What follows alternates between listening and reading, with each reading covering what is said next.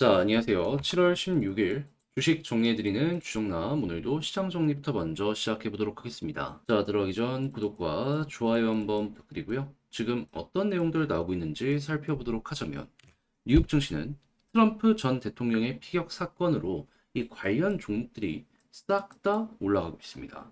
무엇보다 그동안 이제 소외됐던 종목들이 반등하는 게 되게 높은 평가를 줄 수 있을 것 같다. 이렇게 이야기를 하는 이들이 많은데 시장 전체로 순환매까지 돌아오게 된다면 AI 쪽의 대장 종목이 추가적으로 올라가지 못하는 모습이 보여지게 된다라고 하더라도 그들이 고점에서 버티는 한 야, 이거 증시 전체가 바닥에서부터 또 한 번 올라갈 가능성이 높겠네. 요렇게 우리 생각을 할 수가 있겠죠. 그런데 이게 끝이 아니라 연준 의장인 파월 의장이 이 최근 굉장히 긍정적인 발언까지 해서 야, 이거 연말 가면 갈수록 우리가 기다렸던 순간이 오겠네 라는 거 예고를 해주고 있다라는 거 볼 수 있겠습니다. 이 정확하게 어떤 내용이냐면 지금 트럼프가 피격 당했는데 아시겠지만은 엄청나게 굳건한 강한 모습을 보여주게 되었죠.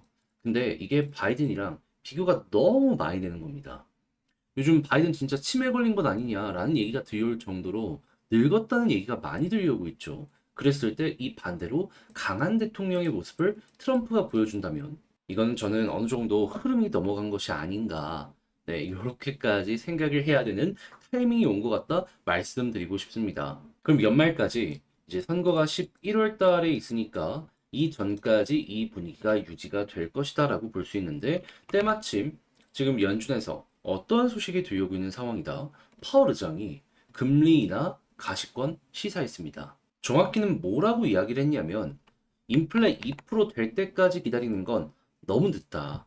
그래서 고용이나 여러 가지를 보면서 조금 더 빠르게 움직일 수 있다. 무엇보다 인플레를 잡기 위해서 고금리를 유지하는 이게 아니라 인플레가 조금 남아있는데도 불구하고 금리를 인하한다라고 하면은 이건 어떻게 보면 바이든을 좀 지지하는 거나 마찬가지잖아요. 왜냐하면 선거가 되기 전에 금리를 인하한다는 건 경기를 좋게 만들어주는데 어느 정도 일조를 하겠다 이렇게 볼 수 있으니까요. 그러니까 여기에 대해서는 26년 5월까지 자리를 지킬 것이다. 대놓고 이야기를 했다라는 거 확인을 할 수 있습니다. 그러니까 혹시나 트럼프가 대통령이 되면은 자기를 이제 압박을 할 텐데 나는 끝까지 가겠다 이야기를 했다라는 것이죠. 근데 뭐가 됐든지 간에 트럼프가 대통령이 될 것 같은 상황에서 금리 인하를 한다면 소형주 여기에 반응해서 올라가? 그럼 우리 입장에서는 한국 증시들도 올라갈 가능성이 높아진다라고 생각을 할 수 있기 때문에 그저 편안하게 볼 수 있는 거 아니겠습니까? 그냥 이 기조가 유지되는 것만 하더라도 나쁠 건 전혀 없기 때문에 이거 너무 그렇게까지 나쁘게 생각할 이유는 없을 것 같고요. 자, 그래서 이런 상황 속 지금 9월달 FOMC 금리 인하 확률을 시카고 상품거래소 페드워치를 기준으로 놓고 봤을 때, 자, 이게 한 번 금리 인하거든요. 지금 요거 밑으로만 계속 보여주고 있죠. 무슨 소리냐? 100% 9월달 금리 인하에 사람들은 동의하고 있는 상황이다. 100%입니다. 100%. 그런데 9월만 있을까요? 12월 달도 보면은 요게 한 번 금리 인하거든요. 근데 두 번 이상 금리 인하를 한다라는 부분에 96.2%가 지금 긍정적으로 자기의 자산을 배팅하고 있다라는 걸 여기에서 볼 수가 있습니다. 그러면 이 상황이 왔을 때 만약에 물가까지 확실하게 잡히는 모습이 보여지게 된다면 어떻게 될까요? 내년에 꾸준한 금리 인하가 자연스럽게 진행이 될 것이고 그러면 많이 봤던 우상향 이를 통해서 확인할 수 있겠네. 이렇게 노려볼 수 있겠죠. 그럼 현재 7월 달 관련해가지고 이 동결은 어쩔 수 없습니다. 동결이 된다라고 하더라도 9월에 대한 기대감이 점점 커지게 되면은 지금 시장이 어느 정도 쉬어가는 모습이 보여지고 있는데 다시금 재차 머리가 들리는 모습이 우리에게 나타날 수 있겠죠. 그래서 전 여기에 대해서 이렇게 평가를 하고 싶습니다. 시간은 우리 편이다. 버티면 연말 안에 큰 거 하나는 먹을 수 있다. 최근에 이미 많이 올라간 종목들 말고요. 좀 덜 올라갔는데 성장주 이런 쪽으로 엮여 있는 종목들이 있잖아요. 저는 거기에 기회가 있다라고 보고 있습니다. 그래서 국제유가 WTI 기준 81.91달러로 마이너스 0.36% 하락 마감하였고요. 채권은 혼조에 달러는 강세, 금 가격은 상승 마감하게 되었습니다. 자, 그러면 이외에 여러분들이 이제 보시면 좋을 만한 뉴스가 뭐가 있는지 살펴보도록 하자면, 일단 애플 이 AI 기능을 계속해서 출시한다라고 이야기를 하고 있는데, 애플의 핵심 전략은 이겁니다. 자체적인 AI를 개발한다가 아니라 애플을 하나의 플랫폼으로서 다양한 AI 기능이 있는 여러 가지 서비스 있죠. 그거를 이제 이쪽으로 끌고 오는 겁니다. 그러니까 마켓만 운영하고 중간에 수수료를 먹겠다 이거예요. 그러면 오픈 AI의 AI도 끌고 올 수 있을 것이며 그 이외에 AI 기능이 좀 괜찮다, 평가하고 괜찮다 싶으면은 요 마켓에 등록을 시켜주게 될 가능성이 높게 되겠죠. 그렇다면 어떤 일이 발생할까요? 네, 결국에 애플의 압도적인 포지션은 유지가 될 겁니다. 아이폰이 영원한 이상 이거는 우위가 뺏겨지진 않을 것이다. 이렇게 생각을 할 수 있을 것 같네요. 그러면 이게 지금 그 칩셋 관련해서 성능에 따라서 AI 기능을 이용할 수 있는지 없는지 제한이 걸린다라고 하거든요. 오랫동안 과거의 폰을 가지고 있는 사람들, AI 가지고 싶다. 그럼 어떤 일 발생할까요? 이제 곧 있으면 발표될 아이폰 16인가요? 여기에 대해서 엄청난 매수세를 넣어줄 가능성이 높게 되겠죠. 그러다 보니까 모건 스탠리에서 기기 업그레이드에 촉매제가 나왔기 때문에 이제 잘 팔리는 거 생각하자 이렇게 발표하는 거 확인을 할 수 있겠습니다. 자, 그래서 그럼 애플 좋으면 당연히 부품 납품하는 업체들 한국에 많기 때문에 돈 많이 벌겠죠. 근데 이건 아이폰뿐만 아니라 갤럭시 역시 마찬가지입니다. 지금 갤럭시가 제2의 전성기다라는 소식이 들려오면서 엄청나게 팔리고 있죠. 둘 다 납품하면 하나가 아니고 둘?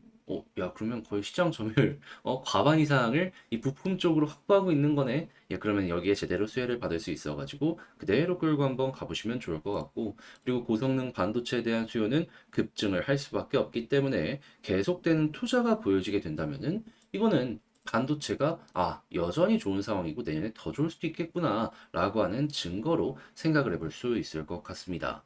자, 그리고 당연히 이 반도체가 가장 많이 사용되는 부분은 데이터 센터이기 때문에 이 관련된 시장도 봐야 되는데 지금 이쪽 관련해서도 투자 러시가 계속되고 있다라고 해요.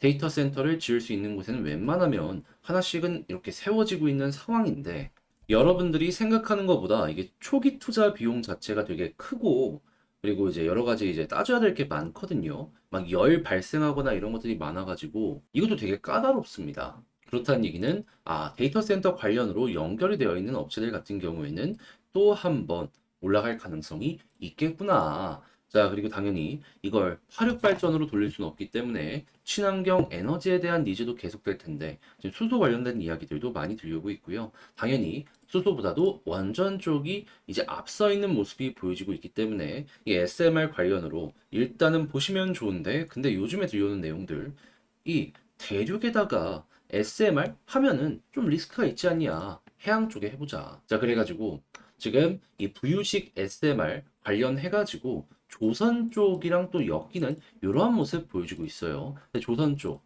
이 LNG뿐만 아니라 컨테이너선도 엄청나게 일거리를 따오는 모습이 보여주고 있거든요. 여러분, 컨테이너 중국에 다 뺏겼던 물량입니다. 근데 한국 수익성 위주로 일단은 일거리를 받겠다라고 요즘에 계속 발표하고 이대로 이어가고 있잖아요. 근데 이거를 끌고 왔다라는 건 수익성 맞춰서 일거리를 따온 상황이네. 이렇게 생각을 할 수가 있겠죠. 그렇다면 한국 점유율 확실히 올라오겠죠. 그러면 선박 기자재 넣는 회사들까지 쭉 한번 보시면 좋고요.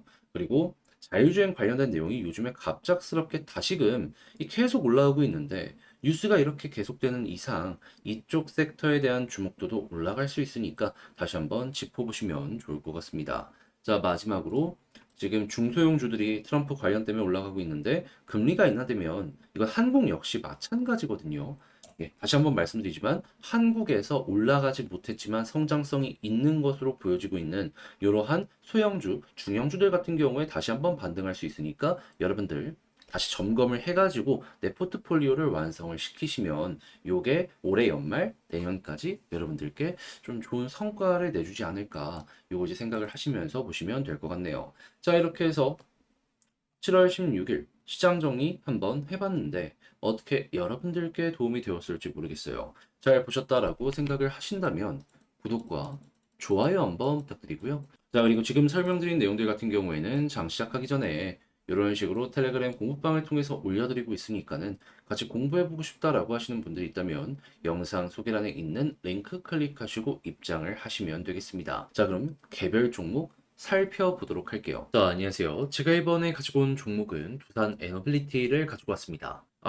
일단 현재 이 올라가야 되는 자리, 호재가 눈 앞까지 와 있는 상황에서 이 다른 내용이 나오다 보니까 좀 마지막에 힘이 빠지는 이런 모습이 보여지고 있습니다. 해서 너무나 아쉽다. 이렇게 말씀을 드릴 수 있을 것 같은데, 네, 그럼에도 불구하고 단기적으로 아직 지켜볼 만한 일정은 남아 있거든요. 어떤 걸 핵심으로 짚어야 될지 하나씩 살펴보도록 할 테니까 들어보시고 도움 된다면 구독, 그리고 좋아요 한번 꼭 눌러주시면 감사드리겠습니다. 자, 일단 어제 영상 사실 찍었는데 이 업로드가 제대로 안 돼가지고 이제 말씀드렸던 부분이 좀 많이 날아갔습니다. 근데 이제 제가 그 전에 여기에서부터 말씀드렸던 걸 좀 업데이트해서 다시 한번 말씀드리도록 하면, 자, 이때 당시에 어떤 게 나왔죠? 두산 에너빌리티의 자회사 두산 밥캣, 이걸 쪼개가지고 현재 이 로보틱스 아래에 두게 될 것이다, 이런 내용 발표가 되고 있는 상황이죠. 그러다 보니까 결국엔 로보틱스와 두산이 가장 큰 수혜를 보게 될 것이고 에너빌리티는 손해를 보게 될 것이다, 이런 이야기가 들려오게 되다 보니까 에너빌리티 체코 원전 관련 일정 요거 임박했는데도 불구하고 조정을 받는 이런 모습이 보여지게 되었습니다. 여기에 대해서 분명히 설명드릴 수 있는 부분은 뭐냐 하면, 일단 이 분할을 하는 구조가 뭐냐면요, 기존 두산 에너빌리티의 주식을 가지고 있잖아요. 그럼 두산 에너빌리티 원래 하던 사업 있죠. 요거 그대로 쪼개는 것과 두산 밥캣의 지분을 가지고 있는 이 투자회사가 있거든요. 이렇게 이거 하나 가지고 있으면 두 가지를 동시에 받을 수 있습니다. 그러면 기존의 두산 에너빌리티는 이 큰 부분이 떨어져 나가는 부분이기 때문에 이거 악재네 라고 생각을 해서 향후에 이거 떨어진 만큼 주가가 빠지는 모습이 보여줄 수 있을 것 같은데, 이렇게만 보면 악재잖아요. 그런데 생각을 해봅시다. 이렇게 두 개가 동시에 쪼개진다라고 하면은 요 부분은 두산 로보틱스의 주식으로 받을 수 있게 될 텐데, 만약에 몇 월 며칠을 권리락으로 정하겠다라는 이야기가 들려오게 된다면은 사람들 그 타이밍에 공짜 주식 받으려고 몰리는 이러한 흐름이 만들어지지 않겠습니까? 그러면 중장기적으로는 이게 안 좋다라고 하더라도 단기적으로는, 네, 한 번 정도는 올라갈 가능성이 높은 게 이 관련 내용의 핵심이라는 겁니다. 가장 대표적인 예시로 그 갤러리아 그 분할할 때 한번 쫙 수급 몰려서 올라갔다 그 이후에 쭉 떨어지는 모습이 보여지게 되었잖아요. 두산도 이 부분은 비슷한 결과물이 나오지 않을까? 이렇게 한번 예상을 해보면 좋을 것 같습니다. 그리고 이게 만약에 진행을 하려고 한다라고 하더라도 주주들의 동의를 얻어야 될 필요가 있고, 이거는 이 투표나 아니면 주주총회에서 이제 결정이 될 예정이기 때문에 또 어떤 변수가 나올지는 모르거든요. 그래서 일단은 만약에 단기적으로 생각을 하시는 분들이 대다수라면 그 변수에 따라 또 꿈틀거릴 가능성이 높으니 여기에서 좀 수익 극대화식으로 이렇게 접근을 해보시는 게 어떠할까. 그리고 그 부분은 수급이 방향을 알려주게 될 테니까 수급 위주로 쭉 보시면 되고, 그럼 이제 이런 식으로 해서 단기적으로 올라가려는 이러한 흐름이 만약에 만들어지게 된다면 여기서 이제 지금 당장 다시 한번 봐야 되는 건 무엇이다? 아까도 말씀드렸던 체코 원전. 이제 결과물이 내일 발표될 예정이다.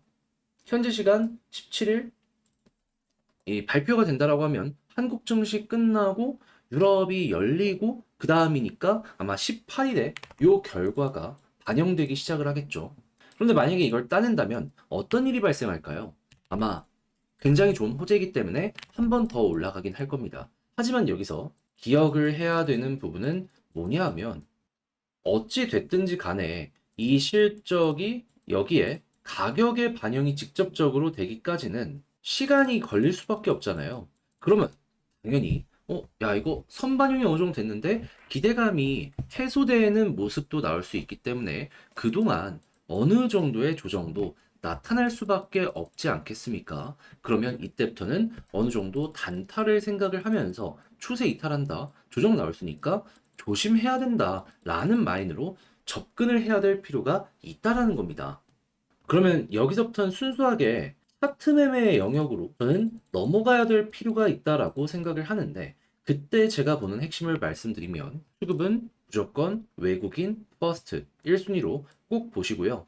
지금 이 사모펀드가 이 자리에서 매집을 되게 많이 하고 있거든요. 이들이 여기에서 매도를 하는 모습이 보여지게 된다면은, 그러면은 이들 봤을 때 여기가 고점이라고 생각을 하나 보네. 예. 따라서 어느 정도 비중을 조절하는 거 생각하시면 좋고요. 그런 다음에는 이제 지지라인 같은 경우에는 21선을 핵심으로 두되 떨어진다라고 했을 때 이제 볼린저 밴드 하단을 만약에 이탈한다. 여기서 이탈 안 했으니까 버티고 반등했잖아요. 그럼 힘이 많이 빠진다라고 볼 수 있기 때문에 60일과 같이 이탈했을 땐 조심하시면 좋겠습니다. 그러니까 마지노선을 여기로 두는 거죠. 근데 반대로 21선 위에서 일정 지나갔는데도 잘 버티는 걸 넘어서 위에 있는 볼린저 밴드 상단을 한 번이라도 돌파하고 자리가 잡히게 된다면, 여기서도 결국에 자리가 안 잡히니까 조정이 나왔고, 여기서 이탈 나오니까 조정이 나왔고, 여기도 마찬가지고, 여기도 마찬가지고, 그렇잖아요. 근데 여기서 자리가 잡힌다는 건 이전과는 다르게 움직인다는 것이기 때문에 추세에 맞춰서 이게 쭉 올라갈 수 있거든요. 그럼 우상향 그대로 진행이 되면 홀딩하는 식으로. 그런 다음에 이 볼린저 상단을 이탈하게 되면은 한 번 더 이렇게 올라갈 수는 있지만 힘이 빠질 수는 있어가지고, 이때가 어떻게 보면 마지막 타점 구간이다 생각을 하시면서 마무리 한번 해보시고, 그런 다음에 일부 이 현금을 확보한 다음에 다시금 또 좋은 자리가 있으면은 들어가는 식으로 해가지고 두산 에너빌리티 전략 한번 구성해 보는 게 어떠할까 싶습니다.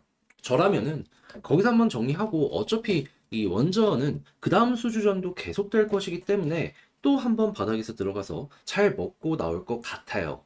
이만큼 이 모멘텀이 계속될 수 있는 종목이 시장에 그렇게 많지가 않거든요.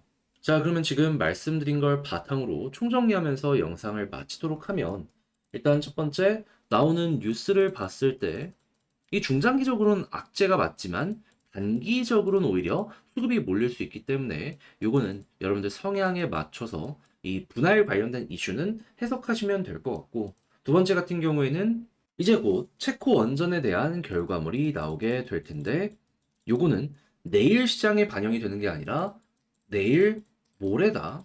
그러면 기대감 해소로 인해서 언제 큰 조정이 나와도 이상할 게 없기 때문에 지금부터는 차트 트레이딩의 영역으로 봐야 될 필요가 있는데, 했을 때 수급은 외국인 퍼스트에 지금 사모펀드 많이 들어오고 있으니까 이들 보시면 되고, 지지라인 일단 21선 위가 베스트인데 마지노선 생각한다면 60일과 볼린저 하단 보시면 되고, 그리고 올라간다라고 했을 때에는 일단 21선 위에 있으면 너무 괜찮지만 볼린저 상단을 돌파하는 게 베스트.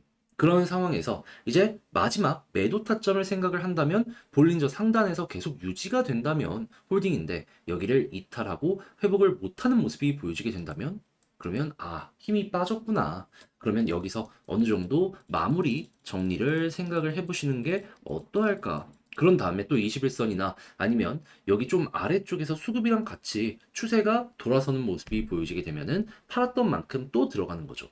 그래서 제가 지금 설명드린 이러한 내용들 잘 이해를 하시며 두산 에너빌리티 보시길 바라며 영상 마치도록 하고요. 제가 준비한 이런 내용이 여러분들께 도움이 되었다면 구독과 좋아요 한번 부탁드리며, 저는 다음에 더 좋은 영상으로 다시 인사드리도록 하겠습니다.